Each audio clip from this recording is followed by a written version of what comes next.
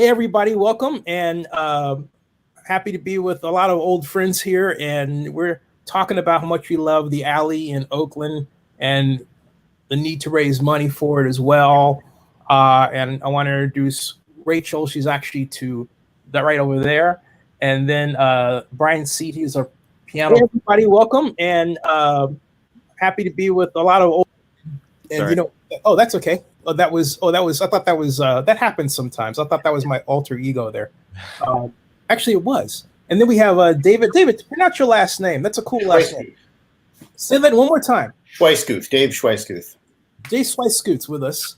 And without any further ado, hey, Brian, tell us about the alley and what's happening and why it's so important to raise money to save the alley. Like we don't know, right? But, Well, the alley, as many people know, it's been around for a while. I think it opened its doors in 1933. Some 90 years or so. Yeah. But the piano bar itself, the great late Rod Dibble, who played there from the 60s until just a few years ago when he passed away at 85 or 86 years old. Just kept this tradition going of singing songs from the Great American Songbook. And, the actual alley itself just preserved this sort of environment where a lot of people have passed through, famous people and longtime fans, and just carried on this tradition of singing these songs. And it's been a wonderful community to be a part of. And I know Rachel has been longer, has a lot more history than I do. So maybe I'll let her to kind of explain her experience. I'm kind of newer in the alley history too. Zinni definitely has many more years than I. I'm from 2007 and started singing in 2009. It took me 2 years of lurking because some people in my life had told me that I was a terrible singer, and I was sure they were right, and I was just mortified to sing. I just go into the alley and listen to everyone singing their hearts out and knew there was something beautiful about it that I wanted to join. So finally I crept over to the piano and asked Rod to do The Man I Love. And, he did his Rod thing where he helps you along. He put it right in your key.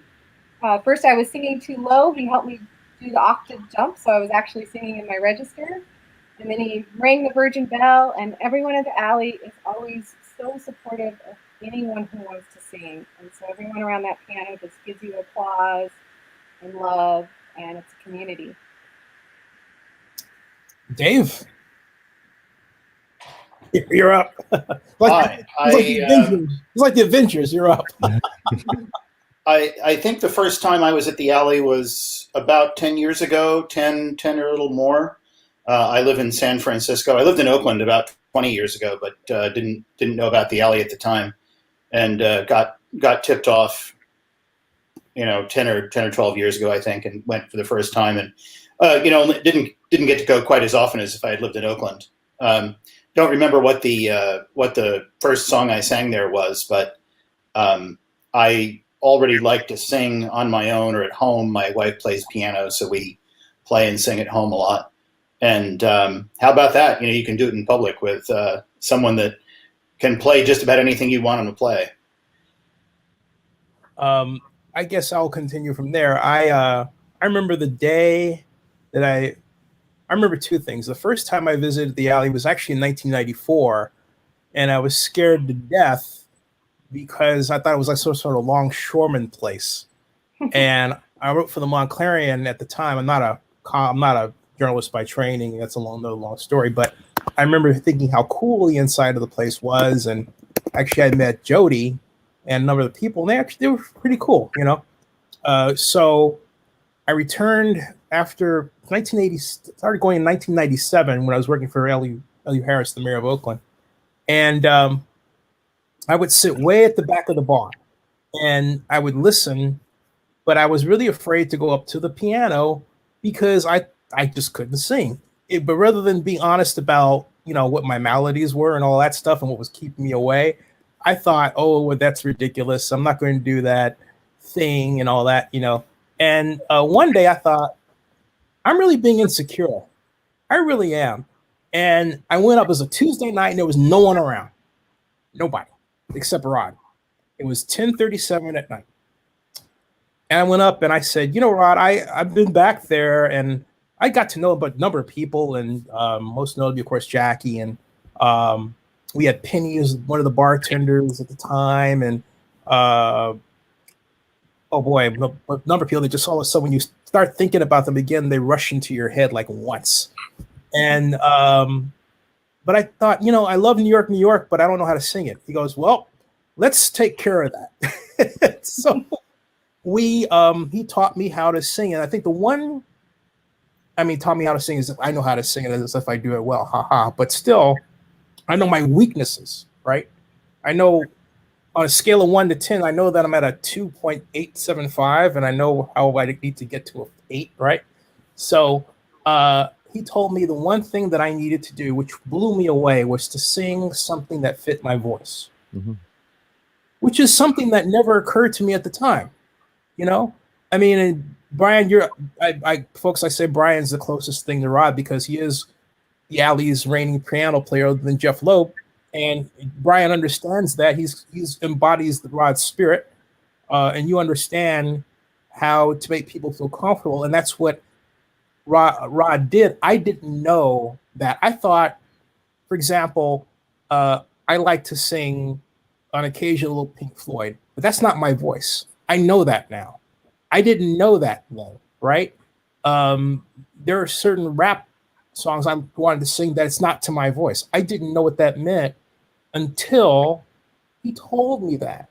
Yeah. And then, I'm sorry, go ahead, Brian. I think that's a testament to how, voices are your individuality. That's your personality, and it's a very specific thing. So expecting that you can sound like, Stevie Wonder or Pink Floyd or David Gilmour, it's a very personal thing. And if you can get your right key, if you can get the right tempo, if you can get the right song that you can feel and really, you feel something for, it makes a huge difference, right? I mean, it's fitting your personality, and that's the magic about music and singing in particular. I think it brings out the best in us. Yeah, it really does. And I think I've celebrated my 40th birthday, and it pains me to say that my 50th birthday, and I'm 2 years from 60, and I'm thinking, okay, what's going on? Where are my grays? But and it's like, my God. And I grew up, so I basically in a sense grew up through the Alley. I met Rachel there. She's so beautiful then, so beautiful now. By another guy.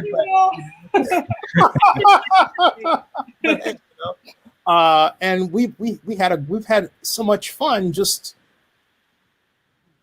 being friends as people, getting to know each other, and there's been different groups. There was Amy, I think it came in, and they were like the Broadway star group, and they sang so well that they gave me chills. It was kind of like they turned me from an adult into a kid. I was like, whoa. But they were nice people, right? Mm-hmm. And that's the other thing about the Alley, right? Is like Rod would learn your name and get to know you. And I think that's the thing I appreciate Brian carrying on, is that you're not just a stranger when you start to sing. He gets to know your name.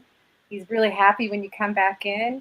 You get your picture up on the wall. You get the Virgin Bell, plus you get a Virgin Polaroid, and your face can go up on the wall. I did that for about a year. It was getting expensive. It was I'll probably bring that back. It's really nice to have all those pictures and people's names. I mean, the longer it goes on for me, it's there are more names, so it's actually a nice challenge for my brain, I guess. Hey, Brian, how did you come to work at the Alley? How did Jackie discover you? How did that come about? It was kind of, so I lived in the South Bay for a while. I'm actually Canadian, and I moved down here 20 some odd years ago now. But I ended up in the South Bay, and then maybe 10 years ago, I met my current partner, my main partner, almost my wife, I would say, if she's watching this later. So Diane Rowan, she's a musician as well, and she lives in Berkeley. And so when I started to come to Berkeley, I fell in love with Berkeley and the North Bay, the East Bay, and I ended up moving here. And for about a year or so, and I've played in bands, I've done cover bands, and played professionally, I guess, since I got to the States. But doing, piano and piano solo type of stuff, I'd never really done before. And, the piano bar thing had always been something that was interesting to me. I'd travel, I'd go to Chicago, I'd go to all the piano bars out there, the Red Lady, the Howl at the Moon and all these things. And I really enjoyed that vibe. And so I checked out, I knew about this piano bar. I think I probably came in there maybe 8 years ago, just once, and I saw Rod there, and everyone was having a great time. I didn't sing myself. I was nervous and, just there for the first time, and just had some food and just listened. But it wasn't until, I think 2016, I walked into the bar, and, I think Rod was playing again, and hung out for a bit. Met Jen Davis, who was the bartender, and she was one that I think that kind of gave me my big break. And I asked her, "Hey, how do you play here?" She said, "Rod finishes at midnight now, and on Thursdays, if you want to come back at Thursday at midnight, I'll let you play for a bit." And I took her up on it, which I think surprised her.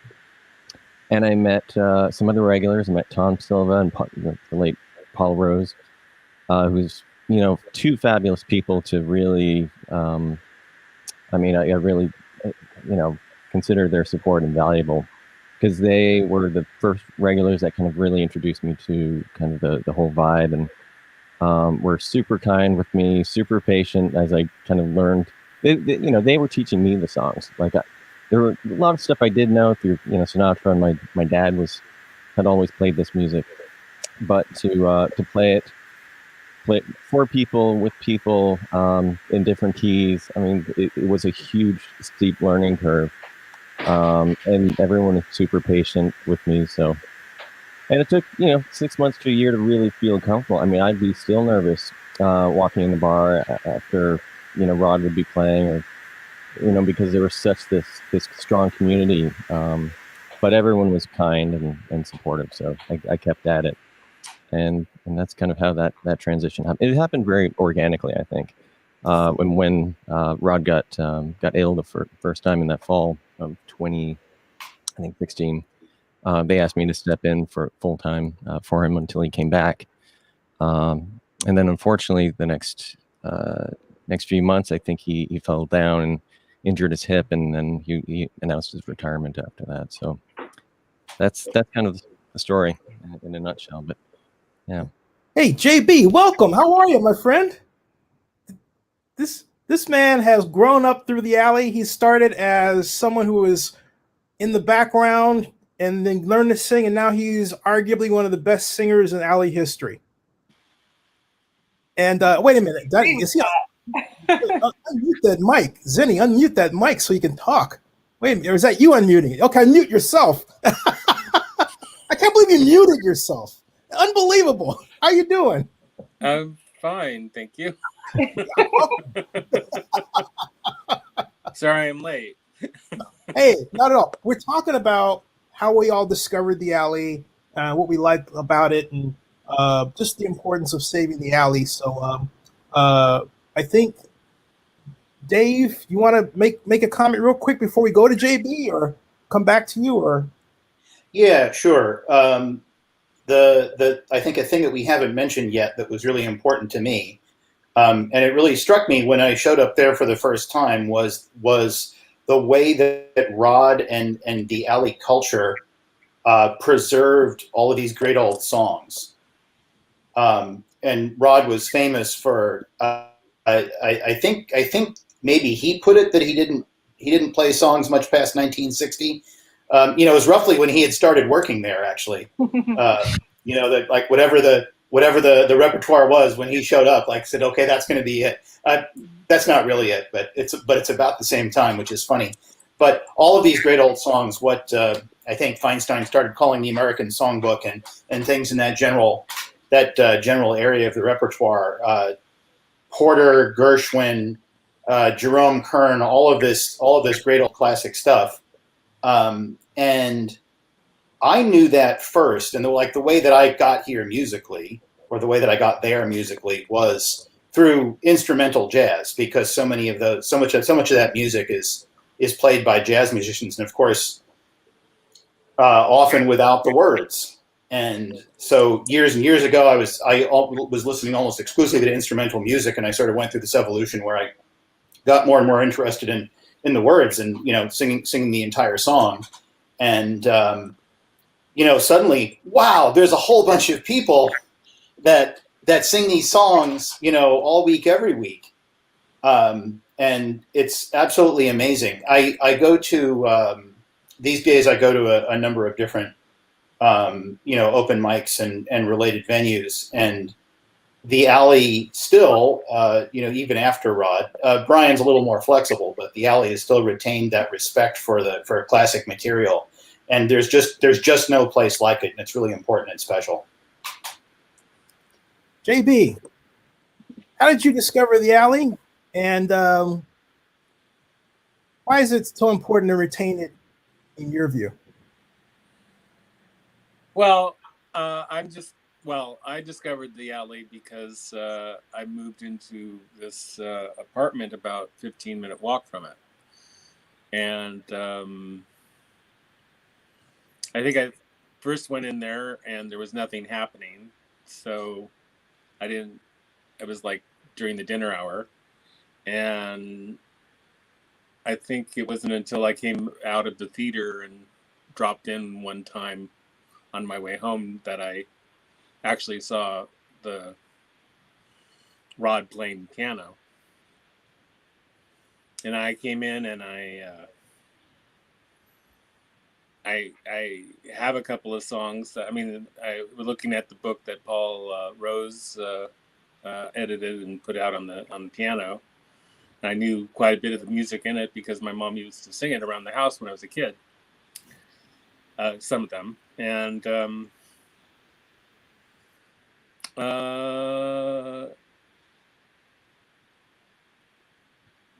think I sang 2 or 3 songs. There was Dave and Sally were there the first night, and I think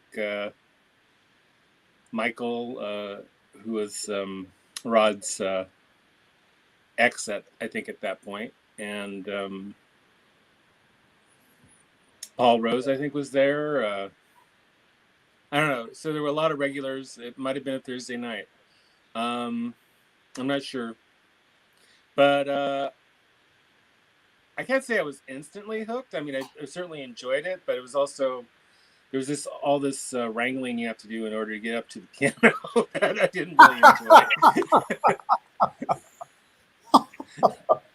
And I was I had not,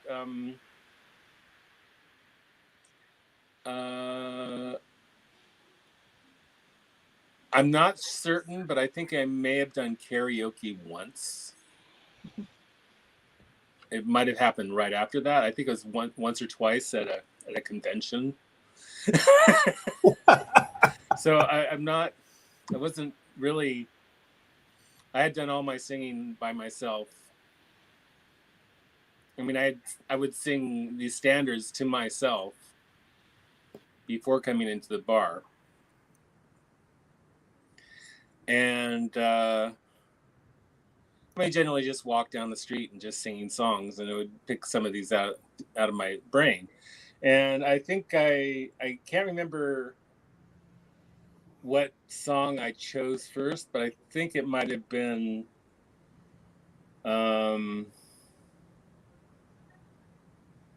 You Made Me Love You. And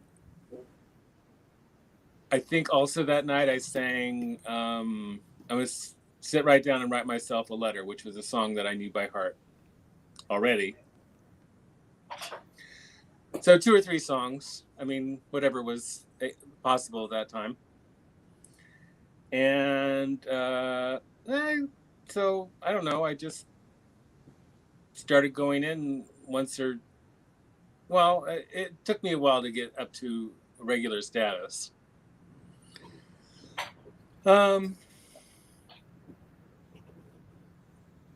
I think that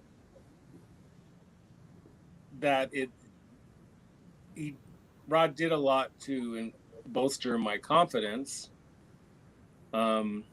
I didn't feel comfortable singing in front of people. I still don't really, not in person, anyways. And but that seemed to wane quite a bit while I was. I mean, I was going there every week, every night. It was times I was there 7 nights a week, or for whatever reason between this and that, the karaoke on Sundays and game night. I backed up off of that. I mean, I reached a peak on that and then back down, but I remember that though when Penny and I first started going. I remember that you were the guy that was always there. Yeah. Now, I mean, I sort of contained it to a couple of nights a week because I just felt like I was getting too emotionally. I get very competitive. It's just Really? getting too. Yeah, me. I was getting too into it. So. You were good, man. I didn't say it was competitive. I just thought you were honing your craft, just on the outside looking in, per se, right? Yeah, that might have been part of it. Well, I think I don't know. To me, I mean, one of the things about the Alley is that I hope it's not a competition. And even though there are better singers than not, those singers I think are supportive of people who are walking in for the first time and experiencing it.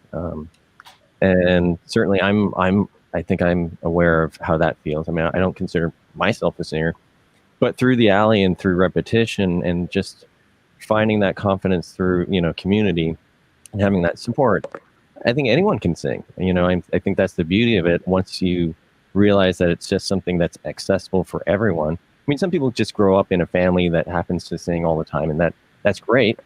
But not everyone gets that. But in a way, the Alley becomes that family we never had. That is supportive, and you can find your voice. But some people are probably more competitive than others, but I hope the Alley is kind of not that place. So. Hey, if everyone will indulge me, here's a clip for those who may be watching who haven't actually seen Rod before, and here is Rod Dibble, right here, from a playlist, and well, here we go.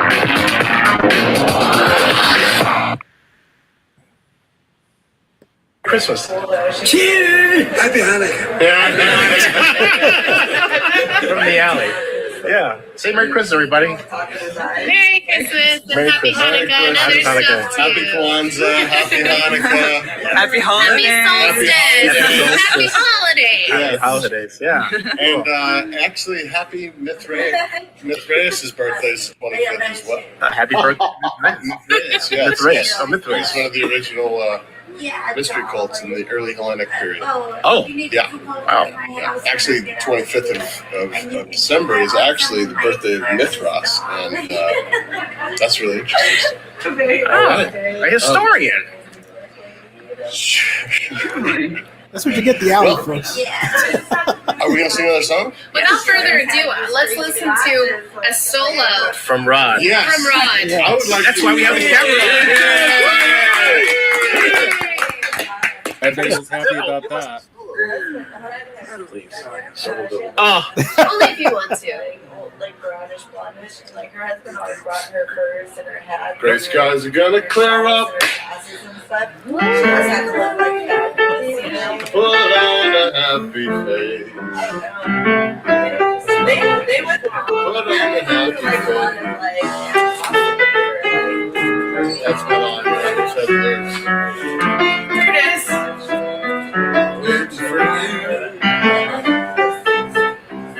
Forget the noble chin. Wipe off the full of doubt look. Slap on a happy grin. And spread the sunshine all over the place. Just put on a happy face. yeah. All right. It's Rod Dibble at the piano. He's been there since how long, Rod? See it here? Since 1960. Yeah, 1969. Yeah, Oakland institution. Thank you, Rod. What are we doing with Sam? Hold on a second. Where's your stocking? You notice I turned away at that point, right? Right, the other side. See, it says Rod over there. Other side. There, Rod. Here it says Rod. And here's mine, Zen, right there. There you are, Zen. I got my stocking. Woo! Merry Christmas, Rod. Yeah, Looks good on you. I like that. That's folks. That's 10 years old. Okay, that is 10 years old. That was 2010. It goes back that far, 2010, and they had the Christmas. And I felt that was appropriate because, well, I hope everybody's ready for Christmas. But I remember walking in and first seeing my stocking up on the wall. That was a big deal. I was like, I walked in and I looked at all the stockings, and Linda Dibble, she said to me, "Did you see yours? We added yours." And I looked up and I was like, I was so touched, and I was also a little scared because it was like, oh my gosh, this is my family now.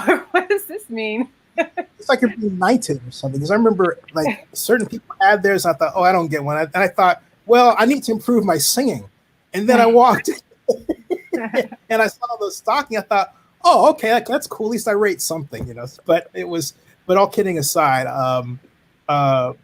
they really, Linda and Rod and Jackie and everybody did a great job of building the family that has brought us together, and is lasting, I think, through Brian, who I again want to thank very much for keeping all that together, and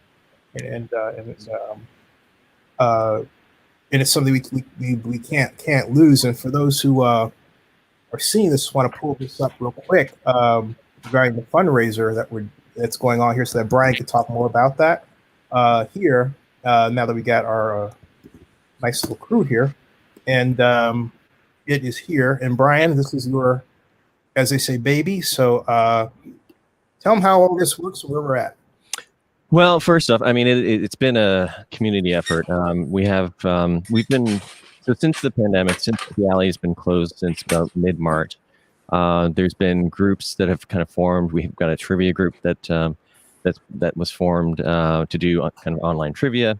The piano bar regulars, we kind of get together on, I think, Thursdays and Sundays to sing songs, and also just to meet up and discuss things, and especially with everything going on.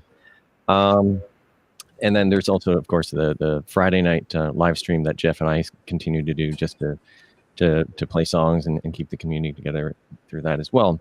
Through all this, I've been just checking in with Jackie Simpkins, again, the owner of the alley, just to see how she's doing and if there's anything we can do to help. The community is always asking, what can we do to help? And of course, there's many businesses that have kind of been going through the same thing, so we've all been concerned. So I reached out to her a couple weeks ago, and I think the time has come where she does need help. She's down to, I think, something like 2 weeks of funds where she can support the business. She was able to get some of the loans from the SBA and the PPE loans that has kind of kept her going till now, but she's kind of in need for it now. And with the way the pandemic is kind of rolling out, and we're thinking that there's need to help her out, probably for about 5 or 6 months till maybe summer, late spring, summer. So that's kind of where the target came from of $75,000. That's to cover her monthly mortgage, her expenses, and also even just before, even after that's paid off, she still has additional expenses that might be coming in terms of renovations to the bar that are needed by the city. I can't remember what maybe Department of Health or something like that, that's mandating some renovations.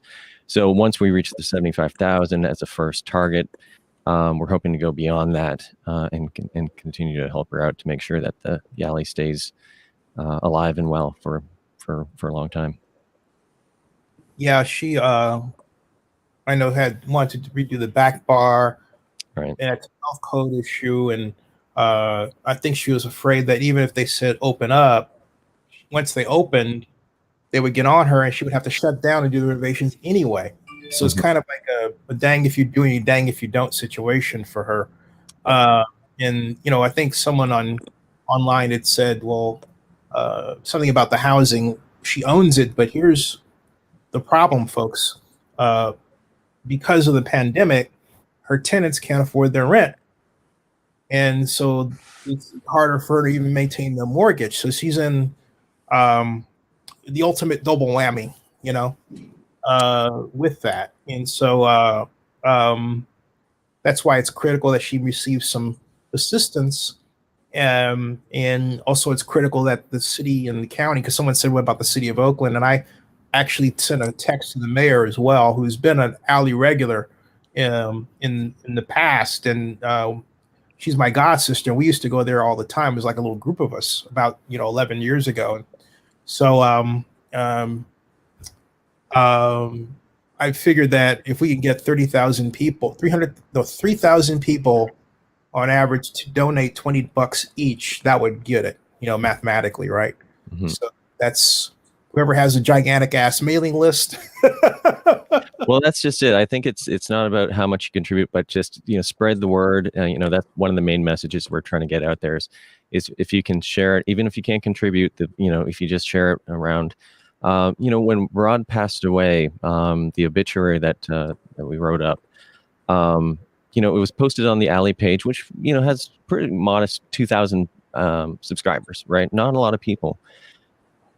Once the word got out, that got went viral, and we had 200, 300,000 people who actually ended up seeing that post. So even if a fraction of those people can contribute a little bit, I think we can easily do this. Yeah, and I'll tell a lot more media. The problem is there's less media now than there used to be. A lot of people have gotten laid off. Some publications have ceased to exist.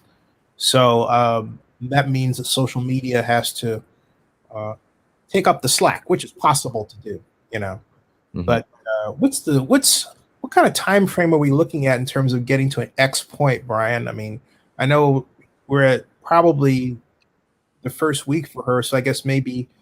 But how much time do we have? Well, I think what we have now will probably help her out, at least for a month or so into the new year. The time frame of what we've done so far is really tremendous. I mean, I'm super happy, and I think we launched on Thursday night, and already we have 7,000. So it's really hopeful that we can do this and do it quickly and just put her worries aside and make sure that we save the alley for long term. So hopefully it's not going to take too long, but at the same time, again, I think it's a matter of keeping that message going and making sure that people spread the word and hopefully contribute more often than not. Rachel, sorry.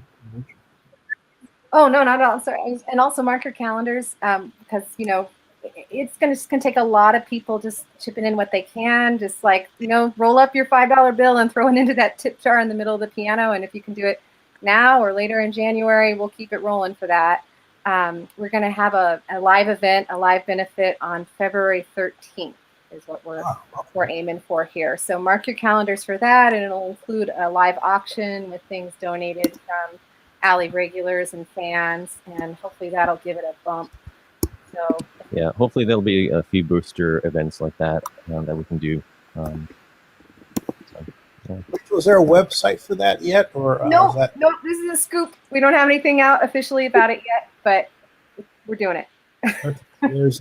I'm putting that down there at show. No, February 13th. The 13th. February what?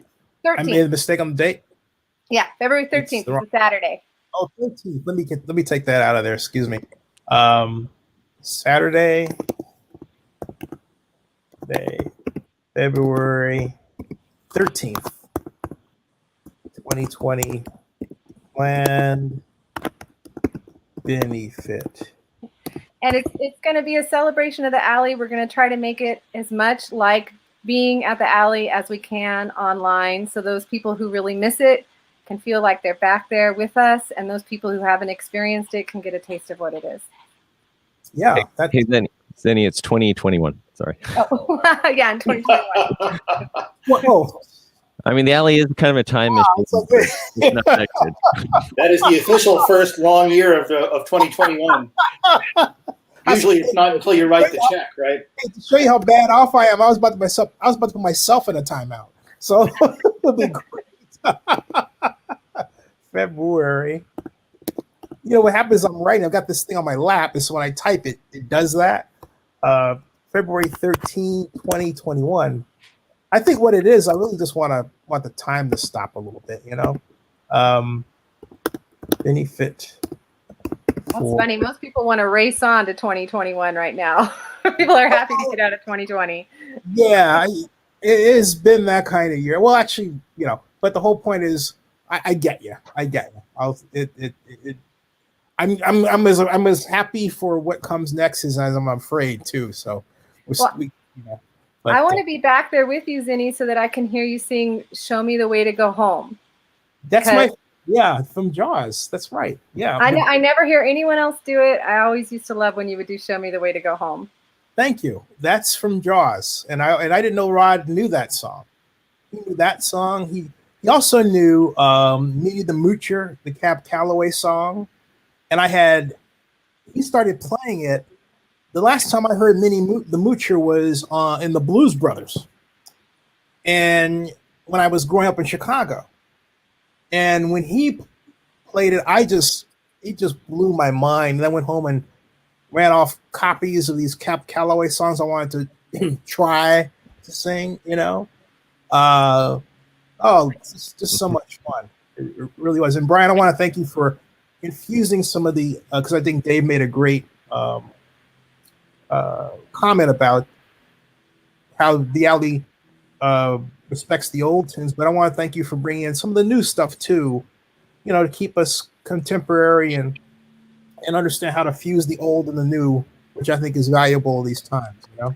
Well, it's part of it's I think strategic. I mean, if we can hook the kids in with a few of their songs, then they kind of hear everything else, and they learn it by osmosis. I mean, this is how it happens, right? I mean, it's a language. And the more you hear, you know, how it's spoken, the more you kind of get drawn to it and say, hey, this is actually more meaningful than, you know, Kesha or whatever the person of the day is. So, yeah. Hey, I want to know what everybody's favorite alley moment is, either for themselves or for somebody else. Let's start with Rachel. Let's start with you since you're closest to me. Sort of.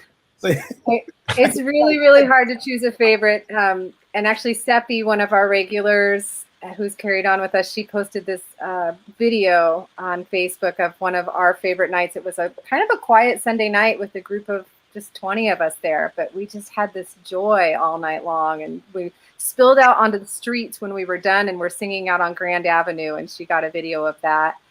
But I also remember one night at like 1 a.m, and someone asked for Sunrise Sunset from Fiddler on the Roof. And, you know, we just like broke out into a dancing. People just grabbed a partner and, you know, back there by the men's bathroom and the kitchen window when we were all just waltzing around to Sunrise Sunset. But, you know, there were dozens and dozens and dozens of nights like that. We'll go to Brian. We'll come back to you last. How about JB next? JB?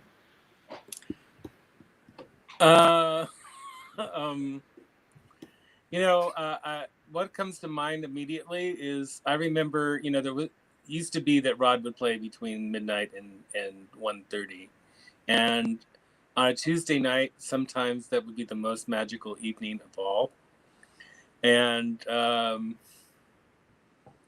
that night, it turned out that he left at midnight, but Elizabeth, I'm blanking on her last name. Is it Setzer? Yeah, I think that's her. Anyways, she was in Kika, and all the women from Kika were in the bar that night, and they had like a sextet of Armenian men that were in their 60s or 70s, and they started singing these songs around the piano, the Eastern European tight harmony music, it's one of the best nights I remember ever being in there. It was I mean, that's the one that comes to mind. But being there at between midnight and 1:30 when it really got slow, and you had, everybody got to sing 2 or 3 songs in an hour. Those are what I missed the most. But maybe we can get those back again sometime. Because there was some magical moments during all that. So, God, I can't remember her last name off the head. I didn't prepare this. There'll be another time. I'll give you a heads up. I have to go through my Facebook contacts. I don't know. I should know. Live performance, man. You got to be ready. Yeah. I'm never ready. How about you, Dave? Well, I'm going to color outside the lines a little because so many of the best moments, of course, are when you do a song and pull it off and get some good response. But actually, I think my favorite moment that I want to call out, I hadn't been going until a few years ago. I hadn't been going all that often. For the last few years, I've been going kind of as often as I can get over there from San Francisco. But I'd go over there every now and then, and I'd usually go with some other Oakland friends, and we weren't part of the Alley regular circle, so we didn't always know what was going on. I think we were at Rod's 50th anniversary, but then Rod was sick for a while, and eventually we lost him, and it was awful, right? Like this wonderful thing, and so much of it hinged on this very talented individual, and it was just terrible. So it was so terrible to lose him, and I'm not sure how we figured it out, or but eventually we found ourselves there again, and Brian was at the keys, and my friends and I said to each other, what, this guy's okay. The Alley's going to keep on going. Yeah. And it was Elizabeth Setzer. Elizabeth. Had to get that in. I'm sorry. I think I've had so many. I have to say, my 40th birthday is my mom, who's in the other room. This is our living room here, and she's way clear on the other side of the house, but she heard me sing and said to someone I didn't know my son could sing, and it was very special, and it was very special night, to turn 40 at the place that you love so much to be at with people that you love, and the other was, I think everybody here has that experience of a breakthrough. You sing something that you didn't know you could do, and it's well received. And I think, Brian, the other night you were saying you're going to play "Fly Me to the Moon," and prior to that, I love New York, New York. But Rod instructed me that on that same Tuesday night that I mentioned, that wasn't really my song. It wasn't that I did it badly. I love New York, New York to this day. I love, but it wasn't my song. But "Fly Me to the Moon," it fit. And I remember the first time that I sang it, and I nailed it, and it felt so good. It felt like a warm cup of tea in my body. I can't express it in any other way. That's better and family friendly than that. But that's the way that it felt. It was warm. It was a nice warm feeling of accomplishment. Mm-hmm. I think is the best way. And then it's just a lot of moments, a lot of them, and many of them, and where you feel like you're at the center of Oakland, and you're around family. And sometimes I come down just because I couldn't sleep or something like that, and I talk to Jen. It wasn't necessarily to have a cocktail or anything like that, or just see people, or I'd run into Rachel, I run into Jane Greenberg, or any it just or the JB had his voice and he was belting it out, and I was like, dude, but JB didn't know I was thinking that, so I was way in the back, kind of like listening, like this dude can do it. I was like, yeah, and you didn't know that, right? Because I'm always quite quiet about stuff, so it's like, but and I think also just feeling like there was this place that was very much like it was the modern day Cheers for us, right? I mean, and that's not a cliche. I think there's a lot to be said for that, and I think that's why places like the Alley, especially today, in this virtual reality that we seem to be creating for us, that some people use to replace the other reality. I think it's important that we have a real reality, and I think that's why, we have to make sure that the Alley and all that it is retained. Yeah, Brian, last words. I figured I'd hold everybody to an hour, unless you wanted to go longer, but I wanted to be respectful of everybody's time. We just put this together, and boom, this is great. Brian, your thoughts? So in terms of what was the question? The question was, what was your moment? My moment. Yeah, I mean, similar to you. I mean, I can't imagine being Rod, who literally got to play there, almost every day of the week for the first many decades of his life. And being only playing, I think, 3 nights a week, for now, for 3-4 years.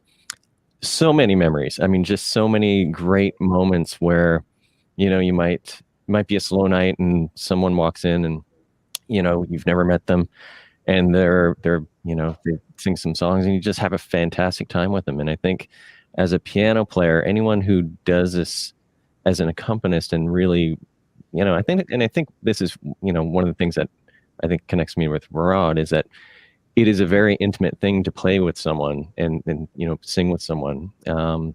So when you have that interaction at that level, it's a very direct communication. So that in itself, just every song, every person, you try to find how to make them sound good and make them speak their voice. So you don't play the same way for everyone, right? Or you try not to anyway. So I think that makes it magical. But in terms of moment, I mean, we've had, birthdays and post weddings. Halloween is always a riot.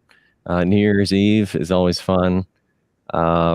Rod's memorial was especially incredible. I mean, that was, I think 4 or 5 nights where we were, paying tribute to him, that whole week, leading up to the memorial. We were doing things for him, in the community, people, his brother, well, not his brother, I was thinking of Paul Rose's memorial as well. So just, it's been an honor just to be part of all that history and be kind of accepted.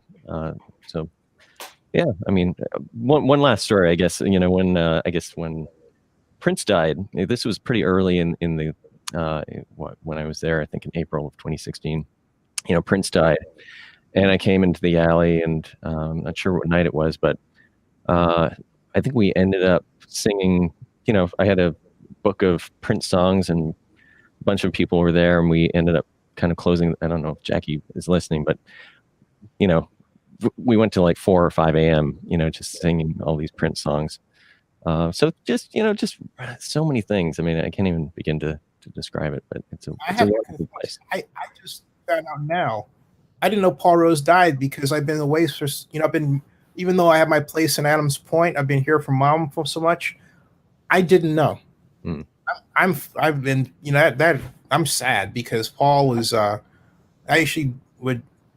and I went out a couple of places in San Francisco, dropping off his house, a number of years ago, and just always a great guy. He's a wonderful guy. And actually, Dave, you've done a lot of work to kind of preserve a lot of work that Paul did in terms of collecting songs, collecting music and lyrics. I don't know, Dave, if you want to talk about that a little bit.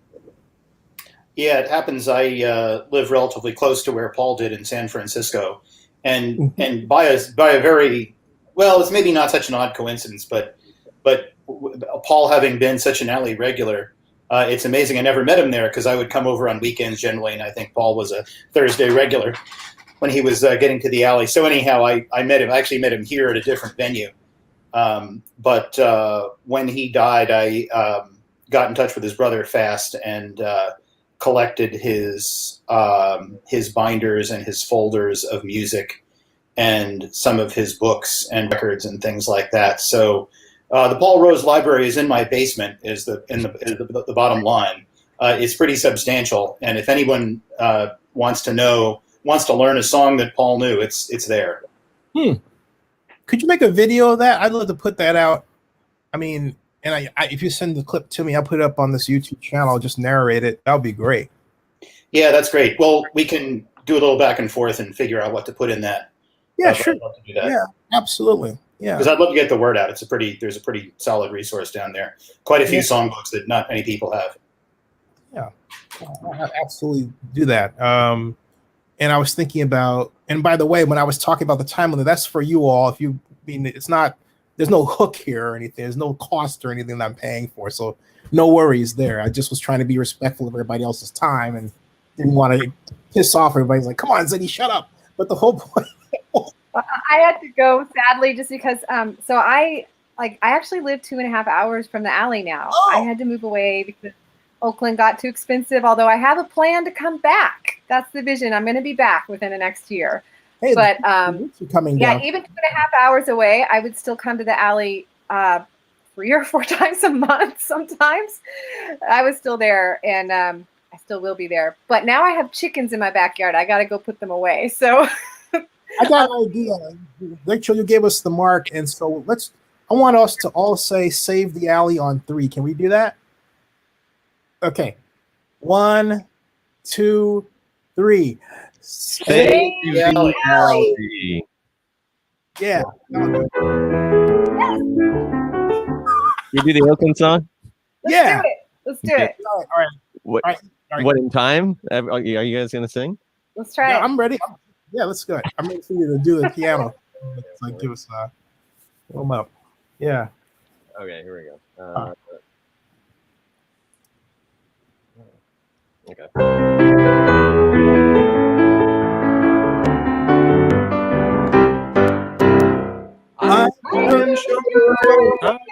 Famous cities everywhere.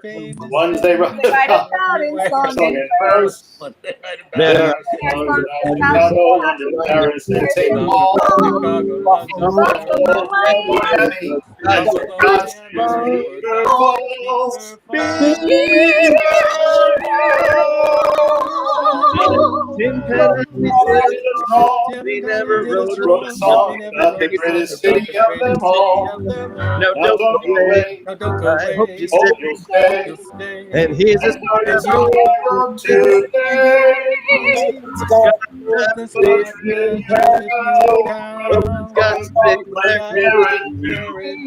She's got Jack Square. The Kaiser Center Sticks up everywhere. We'll go and Frisco burn. They all came To Oakland and return. Right outside the city. We call the what? We call the Nimitz. For the British And don't forget the two.